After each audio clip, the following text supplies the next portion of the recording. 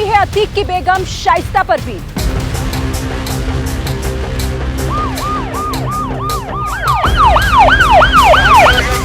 क्या कछार में अंडरग्राउंड है गॉडमदर शाइस्ता?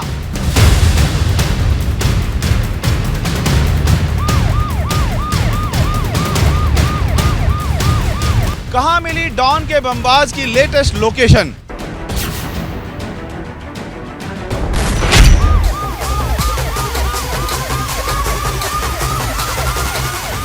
शातिर शूटर साबिर की कहां हो रही है तलाश?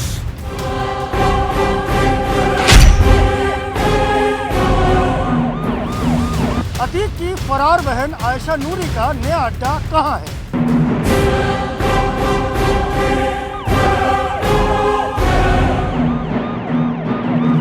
हम बताने जा रहे हैं मोस्ट वांटेड की तलाश का पूरा रूट।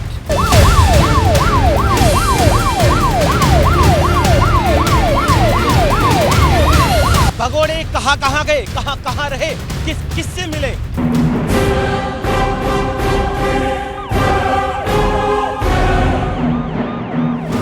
बेगम बमबाज और गुर्गों की तलाश में कहां पड़ रहे हैं छापे?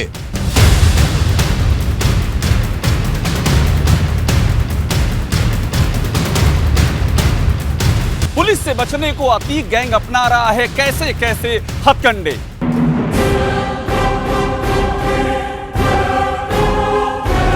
नजरें गड़ा कर बैठिए, ऐसी तलाश पहले कभी नहीं देखी होगी।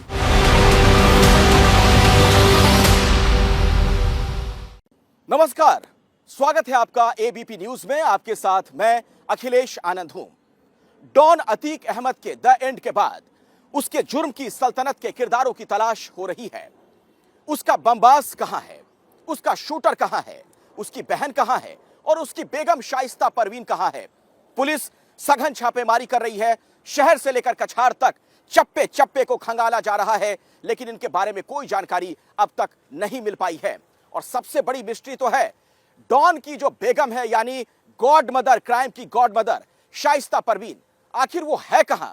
उसकी तलाश में भी पुलिस हर जगह पहुंच रही है। तो यह तलाशी अभियान कैसे जारी है, हम आपको एक खास रिपोर्ट के जरिए दिखाते हैं।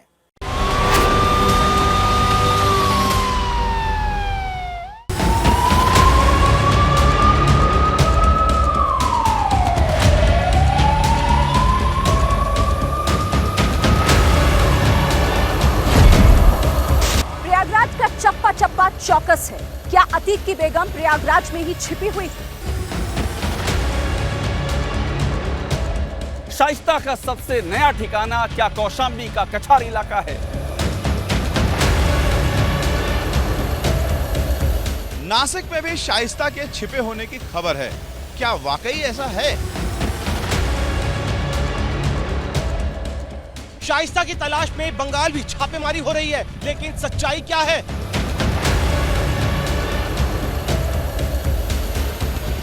क्या शाइस्ता ग्रेटर नोएडा में छुपी है? अगर हाँ तो फिर कहां?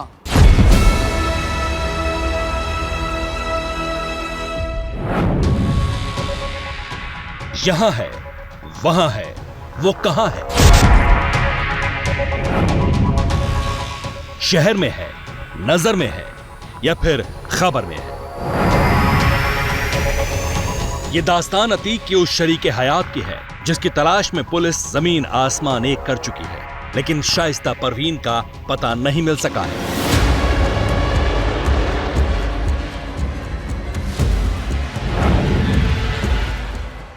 कौशाम्बी का पता मिलता है, कछार में सुराग मिलता है।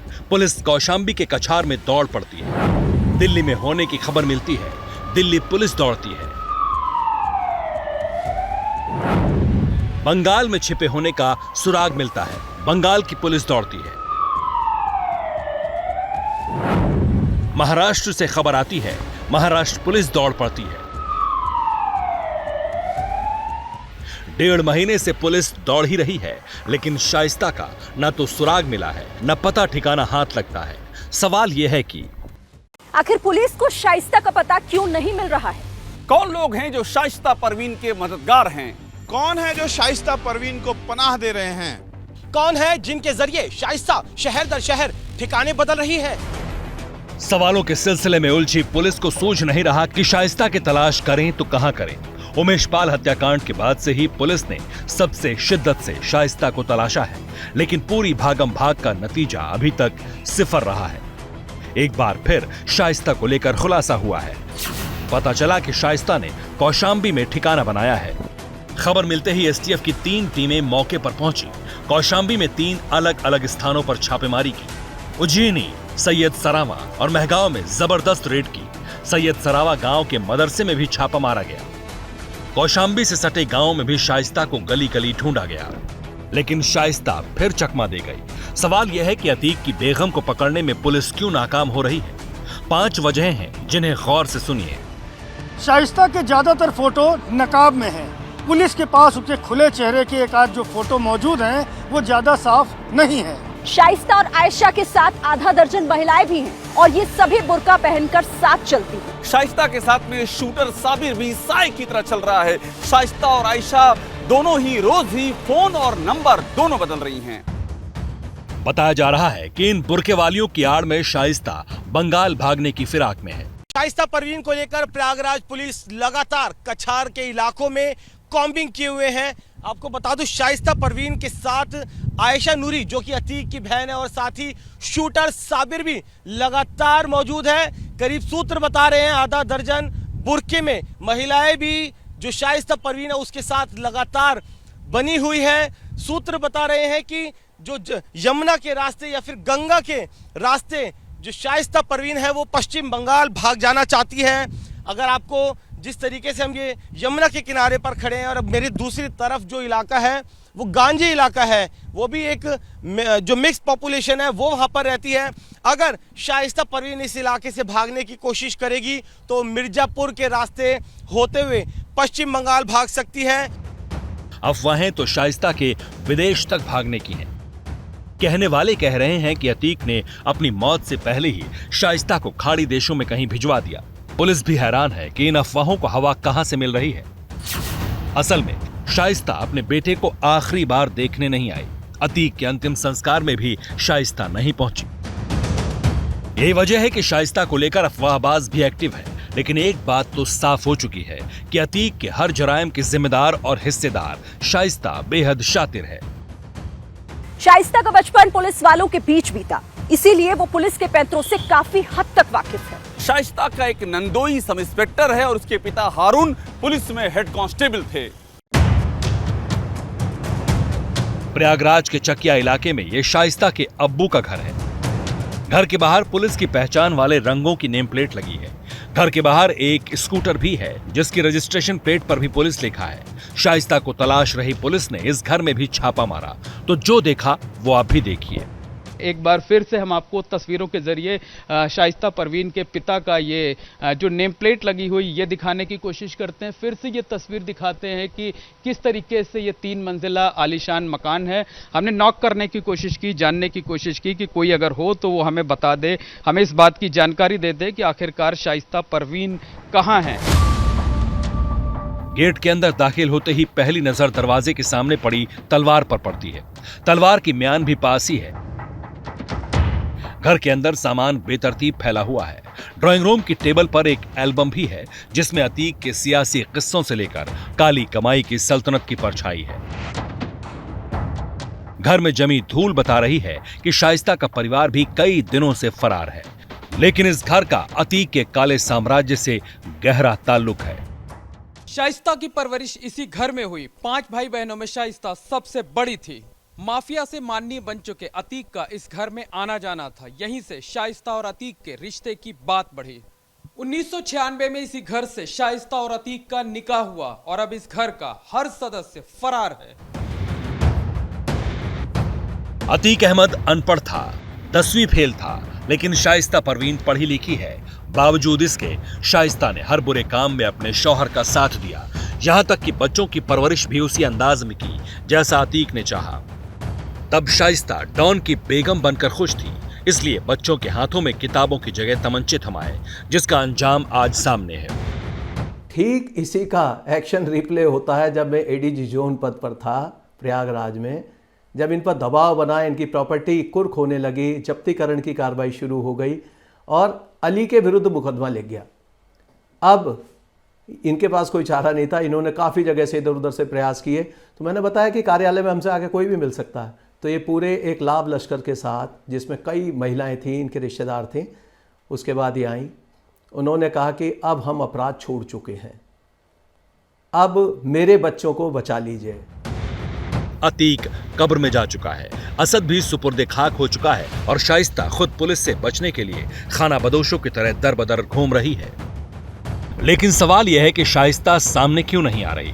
जवाब 1.5 महीने पहले की तारीख में है। 24 फरवरी 2023, प्रयागराज, उत्तर प्रदेश। यही तारीख थी जब अतीक के इशारे पर शाइस्ता ने अपनी सगी औलाद के हाथ में तमंचा देकर उमेश पाल का कत्ल करवाया था।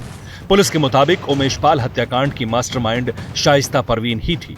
उसी ने शूटर्स को फोन दिए, पैसे दिए, हथियार दिए, फरार होने का हुक्म भी दिया और फिर खुद भी फरार हो गई। लेकिन शाइस्ता के सामने ना आने की वजह क्या सिर्फ इतनी ही है? बिल्कुल नहीं। उमेश पाल हत्याकांड में शामिल 3 शूटर्स अब भी फरार हैं। इनमें गुड्डू मुस्लिम, अरमान और साबिर शामिल हैं। माना जा रहा है शाइस्ता शूटर गुड्डू मुस्लिम की वजह से सरेंडर ना कर पा रही हो। अगर शाइस्ता सरेंडर करती है तो गुड्डू मुस्लिम भी पकड़ा जाएगा। गद्दार गुड्डू मुस्लिम ऐसा कभी नहीं चाहेगा। शाइस्ता को शह देने वाले अतीक के काली कमाई के हिस्सेदार भी हो सकते हैं। हो सकता है शाइस्ता के पकड़े जाने से कई सफेद पोशों का भी पर्दाफाश हो जाए। शाइस्ता को भी डर है कि वो सरेंडर करती है तो अतीक और अशरफ की तरह उसकी जान को भी खतरा ना हो जाए। लेकिन सवाल ये है, कब्र में पहुंच चुके माफिया अतीक की बेगम कब तक भागेगी, कहां तक भागेगी? आज नहीं तो कल शाइस्ता की तलाश का अंजाम तक पहुंचना तय है। इस तलाश का सबसे अहम किरदार है गुड्डू मुस्लिम। वो गुड्डू मुस्लिम जो 54 दिनों से फरार है। वो गुड्डू मुस्लिम जिसे इस गिरोह का सबसे खतरनाक बमबाज माना जाता था। वो गुड्डू मुस्लिम जिसका आखिरी बार अशरफ ने नाम लिया था और इसके बाद आपको याद होगा अशरफ को गोली मार दी गई थी। सवाल यह कि गुड्डू मुस्लिम है कहां, उसकी आखिरी लोकेशन कहां मिली थी, और क्या इस गिरोह को शक हो गया था कि गुड्डू मुस्लिम गद्दारी कर रहा है?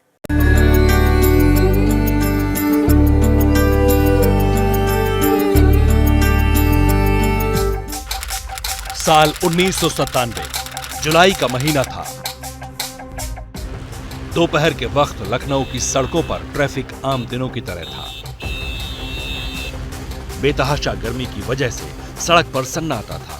इस सन्नाटे को अचानक गोलियों की तड़तड़ाहट ने तोड़ा। जब गोलियों का शोर थमा तो बीच सड़क पर यूपी निर्माण निगम के इंजीनियर का लहूलुहान जिस्म पड़ा था।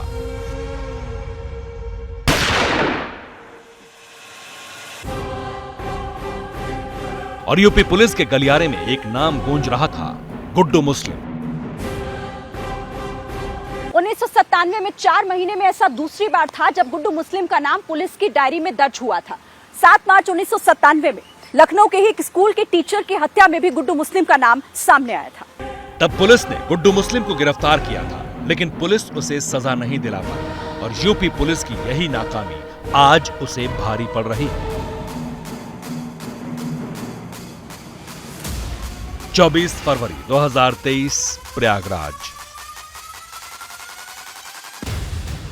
इस वीडियो ने सिर्फ यूपी को नहीं डराया, हर देखने वाले को दहशत से भर दिया।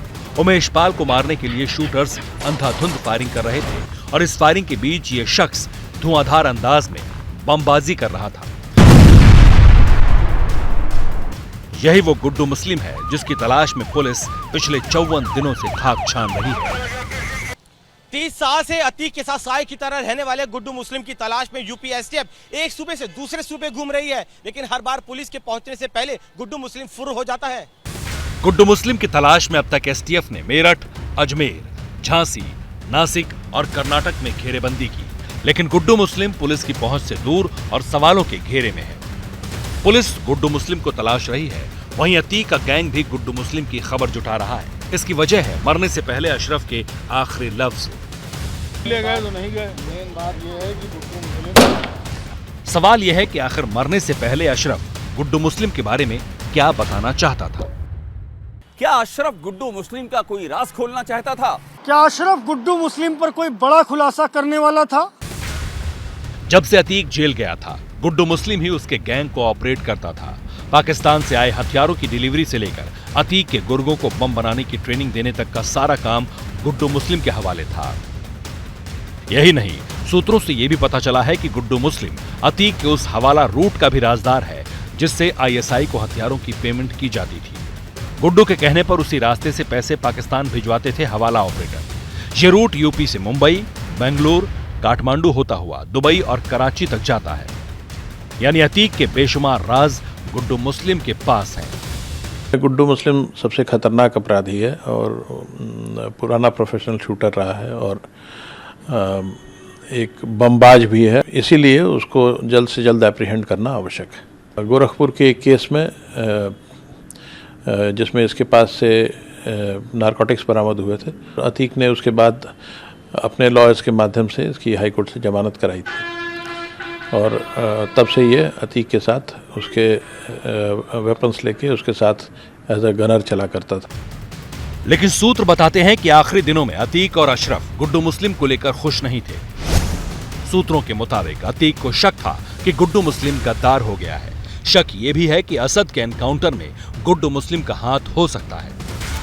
दरअसल जिस दिन असद का एनकाउंटर हुआ था उस दिन गुड्डू मुस्लिम की लोकेशन भी झांसी के आसपास थी।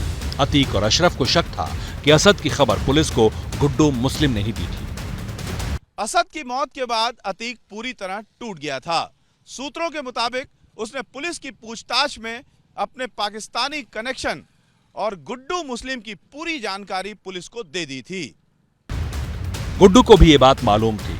गुड्डू को डर था कि अतीक और अशरफ ने जो जानकारी पुलिस को दी है उसके जरिए पुलिस उस तक पहुंच सकती है, इसलिए वो अंडरग्राउंड हो गया। इस बीच 15 मार्च को गुड्डू मुस्लिम का फोन ऑन हुआ। चंद सेकंड के लिए उसने किसी से व्हाट्सएप कॉल के जरिए बात की और फिर उसका फोन स्विच ऑफ हो गया। 15 अप्रैल को ही अतीक और अशरफ का मर्डर हुआ था। कहा जा रहा है कि गुड्डू मुस्लिम ने इस खबर की तस्दीक के लिए ही फोन किया था। तो क्या गुड्डू मुस्लिम ने अशरफ और अतीक की हत्या करवाई? क्या अशरफ और अतीक की हत्या की सुपारी गुड्डू मुस्लिम ने दी थी? सूत्रों के मुताबिक अतीक गैंग को मर्डर की साजिश का अंदेशा हो गया था। तभी मर्डर से ठीक पहले कॉलविन अस्पताल के गेट पर अतीक अहमद से मिलने उसका एक गुर्गा आया था। अतीक ने अपने उस गुर्गे को देखकर इशारा भी किया था। सूत्रों के मुताबिक गुड्डू की गद्दारी की खबर अशरफ को थी। अशरफ गुड्डू को जेल से ही ठिकाने लगाने का इंतजाम कर रहा था, लेकिन उससे पहले ही वो मारा गया। गुड्डू मुस्लिम पुलिस की गिरफ्त से दूर है, उसे लेकर तरह तरह की छोरी तैर रही है। लेकिन सवाल यह कि अतीक जिसे अपना सबसे बड़ा वफादार मानता था, वो आखिर गद्दार कैसे हो गया? इस सवाल का जवाब गुड्डू मुस्लिम के अतीत में छिपा है। गुड्डू मुस्लिम का बचपन प्रयागराज में ही गुजरा। अतीक की तरह उसने भी तब के इलाहाबाद में ही अपराध की दुनिया में कदम रखा था, लेकिन पहली बार वो चर्चा में तब आया जब 1997 में लखनऊ में 2 मर्डर केस में उसका नाम आया। लखनऊ में रहते हुए गुड्डू मुस्लिम ने धनंजय सिंह, अभय सिंह, मुख्तार अंसारी और श्री प्रकाश शुक्ला जैसे माफिया डॉन के लिए काम किया। तब सरकारी ठेकों के लिए होने वाली गैंगवॉर में गुड्डू मुस्लिम धनंजय सिंह के साथ हुआ करता था। लखनऊ में जब पुलिस ने गुड्डू मुस्लिम पर शिकंजा कसा तो वो भागकर गोरखपुर चला गया। यहां श्री प्रकाश शुक्ला के जरिए वो गोरखपुर के माफिया डॉन परवेज टाडा से मिला। परवेज पाकिस्तानी खुफिया एजेंसी आईएसआई के लिए काम करता था। वो नकली नोटों की तस्करी करता था। गुड्डू ने परवेज के जरिए बिहार के माफिया उदय भान सिंह से नजदीकी बढ़ाई और उसकी मदद से बिहार भाग गया। 2001 में एक मुखबिर की टिप पर गोरखपुर पुलिस ने गुड्डू को पटना की बेऊर जेल के सामने से गिरफ्तार किया था। तब गुड्डू माफिया सरगना राजन से किसी की सुपारी लेने गया था। गिरफ्तारी के बाद अतीक ने हाईकोर्ट से गुड्डू मुस्लिम की जमानत कराई थी। यह गुड्डू मुस्लिम पर अतीक का पहला एहसान था और यहीं से गुड्डू मुस्लिम अतीक की बदमाश कंपनी में शामिल हो गया। 2005 में राजूपाल मर्डर केस में अतीक के साथ गुड्डू मुस्लिम का भी नाम आया था, लेकिन तब गुड्डू अंडरग्राउंड हो गया था। साल 2009 में परवेज टाडा के एनकाउंटर के बाद गुड्डू पूरी तरह अतीक के साथ जुड़ गया और ये साथ ऐसा रहा कि उसने गिरोह में दूसरे नंबर का दर्जा हासिल कर लिया। बाद में अतीक ने उसे पाकिस्तान से हथियार मंगाने और गैंग के बदमाशों को बमबाजी की ट्रेनिंग देने का काम सौंपा था। अतीक गुड्डू की बमबाजी वाली महारत से बहुत प्रभावित था। एजेंसियों को जानकारी मिली है कि उमेश पाल की हत्या के लिए पाकिस्तान से आरडीएक्स प्रयागराज मंगाया गया था। ड्रोन के जरिए इसकी डिलीवरी हुई थी। गुड्डू अपराध की दुनिया में श्री प्रकाश शुक्ला को अपना गुरु मानता है। वो श्री प्रकाश शुक्ला की तरह ही बड़ा माफिया सरगना बनने की ख्वाहिश रखता है। इसलिए अतीक के करीबियों को शक है कि असद, अशरफ और अतीक के मर्डर के पीछे गुड्डू मुस्लिम का हाथ हो सकता है। तो गुड्डू मुस्लिम की सरगर्मी के साथ तलाश हो रही है। तलाश तो उस आयशा नूरी की भी हो रही है जिसने गुड्डू मुस्लिम की मदद की थी, उसे अपने घर में पनाह दी थी, उसे पैसे दिए थे, उसके भागने में उसने मदद की थी। अब सवाल यह कि आखिर आयशा नूरी है कौन? प्रयागराज में जो बहुचर्चित उमेश पाल हत्याकांड सामने आया था, उसमें भी आयशा नूरी का नाम सामने आया था। तो क्या आयशा का उसमें क्या भूमिका थी और इस पूरे मामले में आयशा के किरदार को लेकर क्यों सवाल खड़े हो रहे हैं? आप देखिए उसके जुर्म की दास्तान।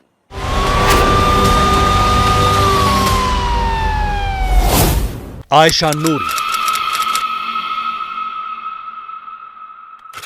अतीक अहमद की बहन, निवासी मेरठ, उत्तर प्रदेश।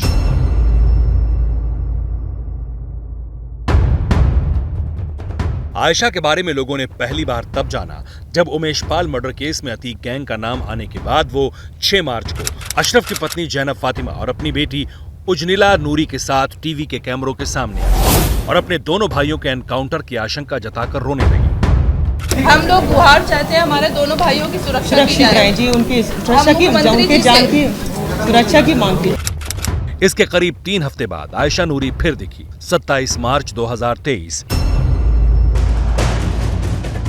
उस दिन अतीक अहमद को गुजरात की साबरमती जेल से सड़क के रास्ते प्रयागराज लाया जा रहा था। किसी अनहोनी की आशंका के बीच आयशा नूरी भी अपनी बेटी के साथ राजस्थान से उस काफिले के साथ साई की तरह चल रही थी। किसी तरह का कोई डर है आप लोगों को? क्योंकि अतीक अहमद ने तो यही कहा था जेल से बाहर निकलने के बाद। जी जी आशंका है हमें, आशंका है ले आने में ले जाने में जी। आयशा नूरी ने 6 मार्च को अतीक और अशरफ के एनकाउंटर की आशंका जताई थी, लेकिन इसके करीब 40 दिन बाद उसके दोनों भाई प्रयागराज में पुलिस कस्टडी में हुए एक हमले में मारे गए। लेकिन अतीक की बहन आयशा नूरी फरार क्यों है? आयशा नूरी पुलिस से बचती क्यों फिर रही है? अतीक की बहन लगातार ठिकाने क्यों बदल रही है? इसकी वजह वही उमेश पाल मर्डर केस है जिसमें आयशा नूरी को भी एक आरोपी बनाया गया है। आयशा पर अतीक के बमबाज गुड्डू मुस्लिम को अपने घर में पनाह देने और फरार होने के लिए उसकी आर्थिक मदद करने का आरोप है। गुड्डू मुस्लिम को आयशा नूरी ने 5 मार्च को अपने घर पर ठहराया था। आयशा की दोनों बेटियां भी इस मामले में आरोपी बनाई गई हैं। आयशा का पति डॉक्टर अखलाक अहमद इसी मामले में 2 अप्रैल को गिरफ्तार हो चुका है। ये उसी दिन की सुपर एक्सक्लूसिव तस्वीरें हैं जब उमेश पाल मर्डर केस के 9 दिन बाद गुड्डू मुस्लिम अतीक की बहन आयशा नूरी के घर पहुंचा था। वीडियो में एक एक किरदार साफ दिख रहा है। घर के अंदर गुड्डू मुस्लिम और अतीक का बहनोई डॉक्टर अखलाक गले मिले हैं। लेकिन यूपी के मेरठ के भवानी नगर में अतीक की बहन आयशा नूरी और उसके डॉक्टर पति अखलाक के घर में अब सन्नाटा पसरा है। आयशा नूरी गुड्डू मुस्लिम को शरण देने के अगले ही दिन यानी 6 मार्च को अपनी बेटी उजनिला नूरी के साथ मेरठ से प्रयागराज पहुंच गई थी, जहां उसने प्रेस कॉन्फ्रेंस की थी। आयशा नूरी अतीक की बहन तो है ही, इस साल वो अतीक की समधन भी बनने वाली थी। आयशा की बेटी से असद का निकाह होने वाला था, लेकिन उमेश पाल के मर्डर से सब कुछ गड़बड़ हो गया। आयशा नूरी को अपने इस घर में बेटी की शादी की तैयारियां करनी थी, लेकिन 13 अप्रैल को उसका होने वाला दामाद असद झांसी में पुलिस एनकाउंटर में मारा गया। इसके 2 दिन बाद ही 15 मार्च को असद का पिता यानी माफिया अतीक अहमद और उसका भाई अशरफ पुलिस कस्टडी में हुए हमले में मारा गया। प्रयागराज पुलिस ने अतीक अहमद की बहन आयशा नूरी और उसकी 2 बेटियों को वांटेड घोषित किया है और दोनों की शिद्दत से तलाश भी हो रही है, लेकिन आयशा लगातार अपने ठिकाने बदल रही है। आयशा नूरी की तलाश में लगातार छापेमारी जारी है।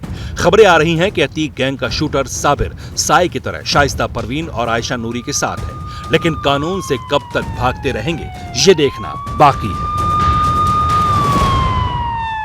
शाइस्ता परवीन हो या फिर शूटर्स हो, उनकी तलाश में पुलिस जगह जगह घूम रही है, लेकिन सबसे बड़ा जो सवाल खड़ा हो रहा है वो एक ऐसे किरदार को लेकर जो शक के दायरे में है। नाम है असाद कालिया। असाद कालिया वो शख्स जो अतीक अहमद का खजांची हुआ करता था। आखिर असाद कालिया है कहां? उसकी तलाश सरगर्मी से की जा रही है, क्योंकि उससे पूछताछ में कई राज फाश हो सकते हैं।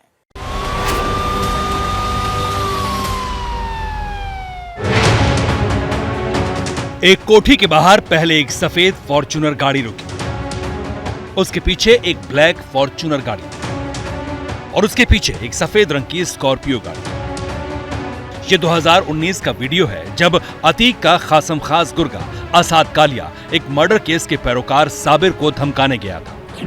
वो कुछ देर गेट पर खड़ा रहा, धमकियां देने लगा, लेकिन उस घर से डर की वजह से कोई बाहर नहीं निकला तो असाद अतीक के गुर्गों के साथ वापस लौटने लगा और लौटते लौटते गुस्से में उस घर की तरफ ईंट फेंककर चला गया। ये ईंट फेंकने वाला ही है असाद कालिया, जिसके ऊपर था अतीक की गैर हाजिरी में कारोबारियों, बिल्डर्स और दूसरे लोगों को धमकाने और रंगदारी वसूलने का जिम्मा। अतीक अहमद का बेहद करीबी, माफिया का सबसे भरोसेमंद, अतीक का खजांची असाद कालिया, अतीक के काले साम्राज्य का पूरा हिसाब किताब रखने वाला असाद, माफिया अतीक अहमद का सबसे अहम राजदार असाद कालिया। अतीक का गुर्गा असाद कालिया अब गिरफ्तार हो चुका है। उसके ऊपर 50,000 रुपए का इनाम था। पुलिस को कई मामलों में उसकी तलाश थी, लेकिन सलाखों के पीछे होने के बावजूद असाद कालिया शक के घेरे में है। आरोप है कि असाद कालिया ने ही शूटर साबिर को राइफल मुहैया कराई थी। उमेश मर्डर केस का शूटर साबिर अभी भी फरार चल रहा है। असाद पर 2021 से लेकर अब तक कुल 4 मुकदमे दर्ज हैं। अतीक अहमद के जमीन कब्जाने के गुनाह में असाद शामिल रहा है।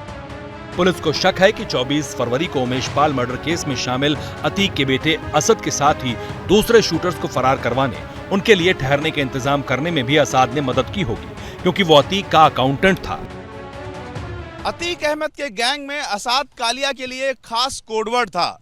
कोडवर्ड था लंगड़ा। लंगड़ा इसलिए क्योंकि असाद कालिया की कमर में अक्सर दर्द रहता था और वो तेज नहीं चल पाता था। असाद का कोड भले ही लंगड़ा था, लेकिन जब अतीक जेल में बंद था तो उसके हर हुक्म की तालीम कराने का जिम्मा असाद कालिया पर ही था। अब अतीक गैंग की पूरी कुंडली खंगालने में ये सबसे मददगार साबित हो सकता है।